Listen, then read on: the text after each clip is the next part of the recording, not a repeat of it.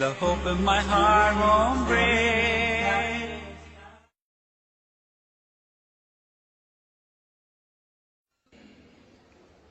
Alhamdulillah. Wassalatu wassalam ala Rasulillah wa ala alihi wa sahbihi ajmain. Amma ba'd. A'udhu billahi minash shaitanir rajim. Bismillahir rahmanir rahim. Wa'tasimu bihablillahi jami'an wa la tafarraqu. Rabbi shrah li sadri wa yassir li amri wahlul 'uqdatam min lisani yafqahu qawli. আমার শ্রদ্ধেয় গুরুজনেরা এবং প্রিয় আমার ভাই বোনেরা, আপনাদের সবাইকে স্বাগত জানাই ইসলামিক সম্ভাষণে। আসসালামু আলাইকুম ওয়া রাহমাতুল্লাহি ওয়া বারাকাতুহু। আল্লাহ সুবহানাহু ওয়া তাআলার দয়া, শান্তি এবং রহমত আপনাদের সবার উপরে বর্ষিত হোক।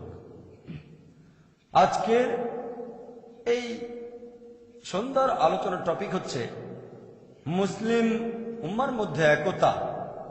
টপিক হলো মুসলিম উম্মার মধ্যে একতা।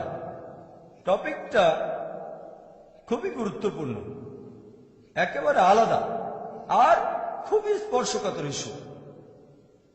গুরুত্বপূর্ণ কারণ মুসলিমদেরকে ওই দ্বিমত পোষণ করবে না যে মুসলিম উম্মার মধ্যে কোনো একতা নেই, সেজন্য এটা খুব গুরুত্বপূর্ণ টপিক। আর টপিকটা একেবারে আলাদা কারণ আপনারা সবাই হয়তো এটা জানেন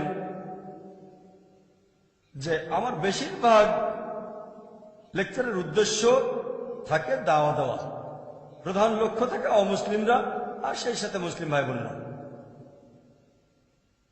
আমি সাধারণত দুই ধরনের লেকচার দিয়ে থাকি। একটা টাইপ, সেটা হলো কম্পারেটিভ রিলিজিয়ান, যেমন ধরেন হিন্দুইজম ও ইসলাম ধর্মের মধ্যে সাদৃশ্য, ইসলাম ও খ্রিস্টান ধর্মের মধ্যে সাদৃশ্য, হিন্দু ধর্মগ্রন্থে মোহাম্মদ সাল্লাল্লাহু আলাইহি সাল্লাম, পৃথিবীর বিভিন্ন ধর্মগ্রন্থে মোহাম্মদ সাল্লাল্লাহু আলাইহি সাল্লাম। যিশু কি ঈশ্বর? যিশু খ্রিস্ট কি আসলে ক্রুশবিদ্ধ হয়েছিলেন? এরকম আরো অনেক।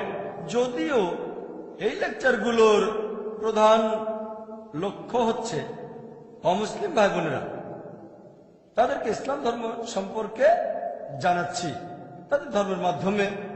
এতে করে উপকার হয় মুসলিম ভাই বোনদেরও, তারা তাদের অমুসলিম বন্ধুদের দাওয়া দিতে পারে। তাহলে দুজনের জন্যই এই কম্পারেটিভ রিলিজিয়নের ব্যাপারটা দুজনের জন্যই। অমুসলিমরা ইসলাম সম্পর্কে জানতে পারছে আর মুসলিমরা শিখতে পারছে কিভাবে অমুসলিমদের দাওয়া দিতে হবে। আমি অন্য যে টাইপের লেকচার দেই সেগুলো এমন কিছু ইস্যুর উপর যেগুলো দিয়ে মিডিয়া ইসলামের উপর আক্রমণ করে। যেমন ধরেন ইসলাম